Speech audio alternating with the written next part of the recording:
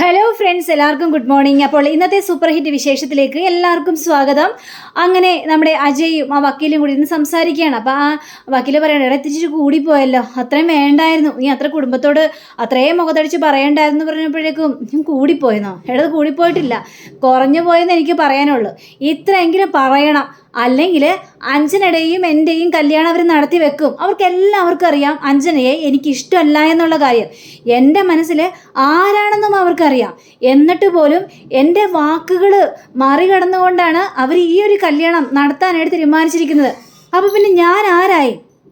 എൻ്റെ ഇഷ്ടങ്ങൾക്ക് ഇവിടെ എന്ത് പ്രാധാന്യമാണുള്ളത്?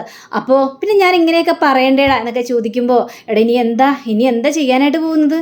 എല്ലാവരും ഭയങ്കര ദേഷ്യത്തിലാണ്. ആരൊക്കെ എന്തൊക്കെ ദേഷ്യപ്പെട്ടാലും എൻ്റെ തീരുമാനത്തിൽ നിന്ന് ഞാൻ മാറാൻ പോകുന്നില്ല.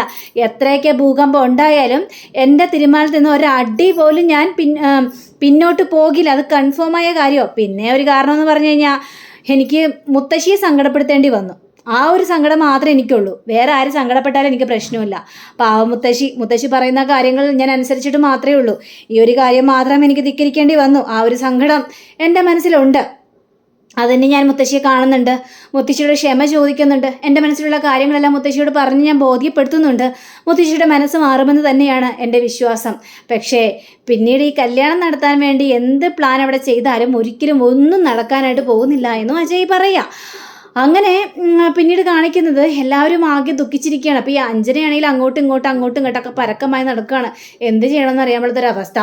അപ്പോൾ നമ്മുടെ അജയുടെ പെങ്ങള് ഈ പുറത്ത് നിൽക്കായിരുന്നു. ആ സമയത്താണ് ഒരു കാറ് വരുന്നത്. ആരാ എന്താ എന്നൊക്കെ ചോദിച്ചപ്പോഴേക്കും, അതെ ഇവിടുത്തെ അമ്മ വിളിച്ചിട്ടാണ് ഞാൻ വരുന്നത്. ഇവിടുത്തെ മുത്തശ്ശിയോ? ആ അതെ, ഇവിടുത്തെ മുത്തശ്ശി വരാൻ പറഞ്ഞായിരുന്നു, റെയിൽവേ സ്റ്റേഷനിലേക്ക് പോകണമെന്ന്, അതുകൊണ്ടാണ് ഞാൻ വന്നതെന്ന് പറയുകയാണ്. ഇത് കേട്ടാ ജനങ്ങൾ ആകെ അങ്ങനെ ഞെട്ടിപ്പോവാണ്. ഇതെന്തായത്, ഇവിടെ ഇത്രയും കാറുകളും കാര്യങ്ങളൊക്കെ ഉണ്ട്, പിന്നെന്തിനാ മുത്തശ്ശി ടാക്സി വിളിച്ചത്? അത് റെയിൽവേ സ്റ്റേഷനിലേക്ക് പോകുന്നു. എന്തിനാ ഇപ്പം മുത്തശ്ശി റെയിൽവേ സ്റ്റേഷനിലേക്ക് പോകുന്നത്? ഒന്നും മനസ്സിലാവുന്നില്ലല്ലോ എന്നൊക്കെ ഇങ്ങനെ ആലോചിക്കുകയാണ്. ഈ സമയം തന്നെ ഭവാനിയും അതേപോലെ തന്നെ അഞ്ജനയും കൂടി സംസാരിക്കുകയാണ്. ഇനി എന്ത് ചെയ്യും അമ്മേ? ഒരു എത്തുംപിടിയും കിട്ടുന്നില്ല അമ്മേ, ഈ കല്യാണം മുടങ്ങി പോകോ? ഞാൻ വിചാരിച്ചതുപോലെ എനിക്ക് അജയ് സ്വന്തമാക്കാനായിട്ട് പറ്റില്ല. നീ ഒന്ന് വെയിറ്റ് ചെയ്യുക. എന്തായാലും ഇത്രയും ആയി, നമുക്ക് നോക്കാം എന്താ സംഭവിക്കാനായിട്ട് പോകുന്നതെന്ന്. ഇവിടെ മുത്തശ്ശിയാണ് ഒരു വാക്ക് തന്നിരിക്കുന്നത്. ആ വാക്ക് മാറാനായിട്ട് ആർക്കും ഇവിടെ ഒരു അധികാരവും ഇല്ല എന്നൊക്കെ ഇങ്ങനെ പറയാം. ആ സമയത്താണ് അജയുടെ പെങ്ങള് ഓടിയെത്തുന്നത്. അപ്പോൾ ഓടിയെത്തിയിട്ട് പറയണം, അതേ മുത്തശ്ശി എങ്ങോട്ടെങ്കിലും പോകുന്നുണ്ടോ? മുത്തശ്ശി എങ്ങോട്ട് പോകാനായിട്ട്? എവിടെ പോകാനായിട്ട്? അല്ല, ടാക്സി വന്നിരിക്കുന്ന പുറത്ത്. ടാക്സിയോ? ഞാൻ അയാളോട് ചോദിച്ചു കഴിഞ്ഞപ്പോഴേക്കും അയാൾ എന്നോട് പറഞ്ഞതേ, മുത്തശ്ശിക്ക് റെയിൽവേ സ്റ്റേഷനിലേക്ക് പോകാൻ വേണ്ടിയാണ് ടാക്സി വന്നെന്നാണ് പറഞ്ഞത്. അതാ ഞാൻ ചോദിച്ചത്, എങ്ങോട്ടെങ്കിലും പോകുന്നുണ്ട്? അപ്പോൾ ഇവർ ഇത് കേട്ട് കഴിഞ്ഞപ്പോഴേക്കും അന്തിച്ചിങ്ങനെ നോക്കി നിൽക്കുക. ഇതേ സമയം തന്നെ നമ്മുടെ മുത്തശ്ശി അകത്ത് നിന്ന് തൻ്റെ ഭർത്താവിൻ്റെ ഫോട്ടോയ്ക്ക് നോക്കി ഇങ്ങനെ കരഞ്ഞിങ്ങനെ പറയാണ്, എനിക്ക് എൻ്റെ വാക്കിനിവിടെ ഒരു വിലയില്ലാതെയായി. കണ്ടില്ലേ, കൊച്ചുമക്കൾ പോലും എന്നെ ധിക്കരിച്ച് തുടങ്ങിയിരിക്കുന്നു. ഇനി ഞാൻ എന്തിനാ ഇവിടെ നിൽക്കുന്നത്? എനിക്കിനി ഇവിടെ നിൽക്കണ്ട. ഞാൻ ഒറ്റപ്പെട്ടൊരു അവസ്ഥയിൽ ഇവിടെ കഴിയുന്നത്. ഇദ്ദേഹം എല്ലാം മുകളിലിരുന്നെല്ലാം കാണുന്നുണ്ടല്ലേ, ഈ കുടുംബത്തിൽ എന്തെല്ലാം നടക്കുന്നതെന്ന് എല്ലാം മനസ്സിലാക്കുന്നുണ്ടല്ലേ. ഇനി ഞാൻ ഇവിടെ നിന്നിട്ടൊന്നും കാര്യമില്ല. എനിക്കിനി ഈ വീട്ടിൽ പിടിച്ചു നിൽക്കാൻ പറ്റില്ല. ഞാൻ പോവാ, എങ്ങോട്ടാണെന്നറിയില്ല, എവിടെയെങ്കിലും പോകണം എന്നും പറഞ്ഞുകൊണ്ട് നമ്മുടെ മുത്തശ്ശി എല്ലാ ആഭരണങ്ങളും സകലതും ഉപേക്ഷിച്ചിട്ട് ഒരു കാവ്യ വസ്ത്രവും ധരിച്ചിട്ടാണ് മുത്തശ്ശി റൂമിന് പുറത്തേക്ക് ഇറങ്ങുന്നത്. അപ്പോൾ മുത്തശ്ശി ഇറങ്ങുന്ന ആ ഒരു സീൻ കണ്ടു കഴിഞ്ഞപ്പോഴേക്കും എല്ലാവരും അന്തിച്ച് നോക്കി നിൽക്കുക. അപ്പോൾ മകളും മാധവനെ കോടി വന്നിട്ട്, അയ്യോ അമ്മേ, എന്താമ്മ ഇത്? എന്തൊരു കോലം ഇത്? അമ്മ ഇത് എങ്ങോട്ട് പോകുന്നു അമ്മേ എന്ന് ചോദിച്ചു കഴിഞ്ഞപ്പോഴേക്കും എനിക്കറിയില്ല, എങ്ങോട്ട് പോകുന്നറിയില്ല, പക്ഷെ എനിക്ക് ഈ വീട്ടിൽ നിൽക്കാനായിട്ട് ഇനി താല്പര്യമില്ല. ഞാൻ ഈ വീട് വിട്ട് ഇറങ്ങുകയാണ്. അപ്പോൾ ഇത് കേട്ട് കഴിഞ്ഞപ്പോഴേക്കും, അമ്മ എങ്ങോട്ട് പോകുന്നു? അമ്മ എങ്ങോട്ട് ഇറങ്ങിപ്പോകാനമ്മേ? ഞാൻ പറഞ്ഞല്ലോ, ഞാൻ ടാക്സി വിളിച്ച് വരുത്തിയിട്ടുണ്ട്.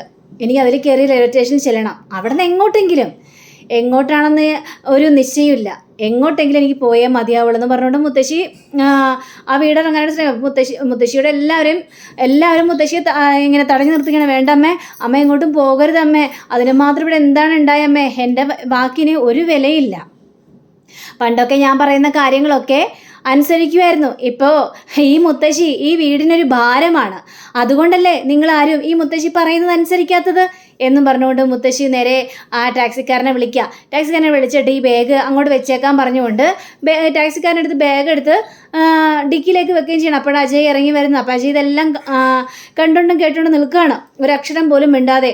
അപ്പം അഞ്ജന ഓടി വരികയാണ്. മുത്തശ്ശി എങ്ങോട്ടാണ് മുത്തശ്ശി പോകുന്നത്? മുത്തശ്ശി എങ്ങോട്ടും പോകല്ലേ മുത്തശ്ശി, ഞാനല്ലേ പറയുന്നത്. വേണ്ട മോളെ, നിനക്ക് തന്ന വാക്ക് എനിക്ക് പാലിക്കാനായിട്ട് പറ്റിയില്ല. നിന്റെ മനസ്സിലൊരു ആഗ്രഹം ഉണ്ടായിരുന്നു അജയ് കല്യാണം കഴിക്കണമെന്ന്. പക്ഷേ അതുകൊണ്ടാണ് നിങ്ങൾ തമ്മിലുള്ള ഒരു മോതിരമാറ്റ ചടങ്ങ് ഞാനിവിടെ നടത്തിയത്. പക്ഷേ എൻ്റെ വാക്കുകൾക്ക് ധിക്കരിച്ചുകൊണ്ടാണ് അജയ് ഈ കല്യാണം വേണ്ടാന്ന് പറഞ്ഞത്. അപ്പോൾ എനിക്ക് മനസ്സിലായി എൻ്റെ വാക്കിന് ഇവിടെ ഒരു വിലയില്ല എന്ന്, എൻ്റെ വാക്കിനൊരു പ്രസക്തി ഇല്ല എന്നും എനിക്ക് മനസ്സിലായി. പിന്നെ ഞാൻ ഈ വീട്ടിൽ നിന്നിട്ട് എന്താ കാര്യം? കൊച്ചുമക്കൾക്കും മക്കൾക്കും ഒരു ബാധ്യത ആകാതെ ഞാൻ എങ്ങോട്ടെങ്കിലും പൊയ്ക്കോളാം. നിങ്ങൾ എന്നെ അന്വേഷിച്ച് വരണ്ട. നിങ്ങൾ സന്തോഷത്തോടെ സുഖത്തോടെ ജീവിച്ചോ, എനിക്ക് ഒരു കുഴപ്പമില്ല. നിങ്ങൾക്കുള്ള എല്ലാ കാര്യങ്ങളും സമ്പാദിച്ച് ഞാനിവിടെ വെച്ചിട്ടുണ്ടല്ലോ. നിങ്ങൾക്ക് കിട്ടേണ്ടതൊക്കെ നിങ്ങൾക്ക് കിട്ടിയിരിക്കും. അതിൽ ഒരു വീഴ്ചയും സംഭവിക്കാൻ പോകുന്നില്ല. എനിക്കിനി ഇവിടെ പിടിച്ചു നിൽക്കാൻ പറ്റില്ലെന്ന് പറഞ്ഞാൽ പറ്റില്ല എന്നൊക്കെ മുത്തശ്ശി പറയും. അപ്പോൾ മുത്തശ്ശിയുടെ വാക്കുകൾ കേട്ട് എല്ലാവരും ഓടിക്കൂടി മുത്തശ്ശിയോട് പറയുന്നുണ്ട്, വേണ്ട മുത്തശ്ശി, പോകല്ലേ മുത്തശ്ശി, അമ്മേ പോകല്ലേ അമ്മേ, അമ്മയുടെ വാക്ക് ഇവിടെ ആരും ധിക്കരിച്ചിട്ടില്ല അമ്മേ, അമ്മ ഇല്ലെങ്കിൽ പിന്നെ ഈ കുടുംബം ഉണ്ട് അമ്മ എന്നൊക്കെ പറയുമ്പോൾ ഇതൊക്കെ വെറുതെയാണ് മോളെ. ഞാനില്ലെങ്കിലും ഈ കുടുംബം നന്നായിട്ട് തന്നെ മുന്നോട്ട് പോകും.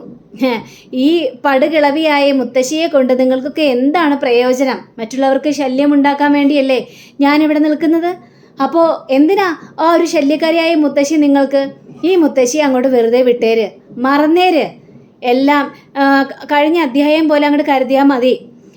ഇനി മുത്തശ്ശി അന്വേഷിച്ച് നിങ്ങൾ ആരും വരണ്ട. ഞാൻ പറഞ്ഞല്ലോ, എങ്ങോട്ടാണെന്നില്ലാത്തൊരു യാത്രയാണ് ഞാൻ പോകാൻ പോകുന്നത്. എനിക്കിനി ഈ കുടുംബത്തിൽ വരാൻ കഴിയില്ല, എനിക്ക് കുടുംബത്തിൽ നിൽക്കാനും കഴിയില്ല. എന്നെ എപ്പോൾ ധിക്കരിച്ച് തുടങ്ങിയോ അന്ന് മുതൽ ഞാൻ ഒറ്റപ്പെട്ടൊരവസ്ഥയിലാണ്. ആരുമല്ല എന്നൊരു രീതിയിലാണ് എൻ്റെ ജീവിതം മുന്നോട്ട് പോയിക്കൊണ്ടിരിക്കുന്നത്. അതുകൊണ്ട് തന്നെ ഞാനിനി ഇവിടെ നിൽക്കില്ല എന്ന് ഉറച്ചിങ്ങനെ പറയാം. ഇത് കേട്ട് കഴിഞ്ഞപ്പോഴേക്കും എല്ലാവരും ആകെ ദുഃഖിച്ചിരിക്കണം. അതെ, വണ്ടി എടുത്തോട്ടോ എന്നും പറഞ്ഞുകൊണ്ട് വണ്ടിയിലേക്ക് കയറാൻ തുടങ്ങിയ ഉടനെ തന്നെ നമ്മുടെ അജയ് നേരെ മുത്തശ്ശി എന്ന് പറഞ്ഞുകൊണ്ട് ഒരൊറ്റൊരു വിളി. മുത്തശ്ശി തിരിഞ്ഞു നോക്കുകയാണ്. അപ്പം മുത്തശ്ശിയുടെ അടുത്തേക്ക് അജയ് വന്നിട്ട് പറയുകയാണ്, മുത്തശ്ശി പോകരുത് മുത്തശ്ശി, മുത്തശ്ശി വീട്ടിലില്ലെങ്കിൽ അജയ് ഇല്ല. മുത്തശ്ശി ഉള്ളത് കൊണ്ടല്ലേ ഈ അജയ്ക്ക് സന്തോഷമൊക്കെ കിട്ടുന്നത്. അപ്പം മുത്തശ്ശി ഇവിടെ നിന്ന് പോയി കഴിഞ്ഞാൽ ഈ അജയെ സപ്പോർട്ട് ചെയ്യാനായിട്ട് ആരാ ഉള്ളത്? ആരുമില്ലല്ലോ മുത്തശ്ശി. മുത്തശ്ശിയുടെ ആഗ്രഹം പോലെ തന്നെ നടക്കട്ടെ. മുത്തശ്ശിയുടെ ആഗ്രഹം പോലെ ഈ കല്യാണം നടക്കണമെന്നല്ലേ? അതേപോലെ തന്നെ നടക്കട്ടെ. ഈ കല്യാണത്തിൽ നിന്ന് ഞാൻ പിന്മാറുന്നില്ല. ഈ കല്യാണത്തിന് എനിക്ക് സമ്മതമാണ്. ഞാനിത് വാക്ക് തരികയാണ് മുത്തശ്ശി, ഈ കല്യാണം നടക്കും എന്ന് പറയുമ്പോൾ എല്ലാവരും മന്ദിച്ച് നിൽക്കുക. അപ്പോൾ ഭവാനിക്കാണെങ്കിൽ ഭയങ്കര സന്തോഷം. ഈ ഒരു ഇതിനു വേണ്ടിയാണല്ലോ ഭവാനി അവിടെ മിണ്ടാതെ നിന്നത്. മുത്തശ്ശി പോകണമെങ്കിൽ പോട്ടെ എന്നും വിചാരിച്ചിട്ടാണ് ഭവാനി അവിടെ നിന്നത്. അപ്പം ഈ അഞ്ജനയ്ക്കും ഭയങ്കര സന്തോഷം തോന്നി ഈ ഒരു വർത്തമാനം കേട്ട് കഴിഞ്ഞപ്പോഴേക്കും. അപ്പോൾ മുത്തശ്ശി ചോദിക്കണം, നീ പറഞ്ഞ സത്യമാണോ എന്ന് ചോദിച്ചു കഴിയുമ്പോഴേക്കും, അതെ ഞാൻ പറഞ്ഞ സത്യം തന്നെയാണ്. എൻ്റെ മുത്തശ്ശി ഇല്ലാതെ വീട്ടിൽ എനിക്ക് നിൽക്കാനായിട്ട് കഴിയില്ല. ഈ മുത്തശ്ശി ഇല്ലെങ്കിൽ ഈ അജയും ഇല്ല. മുത്തശ്ശിയുടെ വാക്ക് കേട്ട് മാത്രമേ ഈ അജയ് ജീവിച്ചിട്ടുള്ളൂ. നല്ല വഴികളിലൂടെ ഈ അജയ് നടന്നിട്ടുള്ളൂ. അതുകൊണ്ട് തന്നെ മുത്തശ്ശിയുടെ വാക്ക് ധിക്കരിക്കാനായിട്ട് ഞാൻ തയ്യാറല്ല. മുത്തശ്ശി പറയുന്ന ഏത് കാര്യവും ഞാൻ സാധിച്ചു തന്നോളാം എന്ന് പറയുകയാണ്. മോളെ അഞ്ജനെ, നീ ഇങ്ങോട്ട് വാ എന്ന് പറഞ്ഞുകൊണ്ട് ആ മോതിരം ഇല്ലേ, ആ മോതിരം അവൻ്റെ കൈകളിലേക്ക് തന്നെ ഇട്ട് കൊടുക്ക് എന്ന് പറയുക. അങ്ങനെ അഞ്ജന ഭയങ്കര സന്തോഷത്തിൽ മതിമറന്ന് ആ ഒരു മോതിരം അജയുടെ കൈകളിലേക്ക് തന്നെ ഇട്ട് കൊടുക്കുകയാണ്. ഇതൊരു ഉറപ്പിന് വേണ്ടി തന്നെയാണ്. ഇനി നീ ഇതിൽ നിന്ന് പിന്മാറാനായിട്ട് പാടില്ല. ഇനി ഈ മോതിരം വലിച്ചൂരി കളയാനും പാടില്ല. അത് ഈ മുത്തശ്ശി മരിക്കുന്നതിന് തുല്യമായിരിക്കും. കേട്ടല്ലോ അജയ്? ശരി മുത്തശ്ശി പറയുന്ന പോലെ തന്നെ കാര്യങ്ങളെല്ലാം നടക്കട്ടെ എന്ന് പറയുകയാണ്. അങ്ങനെയും പറഞ്ഞുകൊണ്ട് അജയ് പോവുകയാണ്. മുത്തശ്ശി സന്തോഷത്തോടെ വീടിനകത്തേക്ക് കയറുകയും ചെയ്യുകയാണ്. അങ്ങനെ പിന്നീട് കാണിക്കുന്ന നമ്മുടെ അഞ്ജനയെയും അതേപോലെ തന്നെ ഭവാനിയാണ്. ഇവർ സന്തോഷത്താൽ മതിമറന്ന് നിൽക്കുക. അപ്പോൾ ഇവരിങ്ങനെ കുറച്ച് മദ്യമൊക്കെ ഒഴിക്കുകയാണ്. രണ്ടുപേരും കൂടി അങ്ങോട്ട് ഒരു പെഗൊക്കെ ഇങ്ങനെ അടിക്കുക.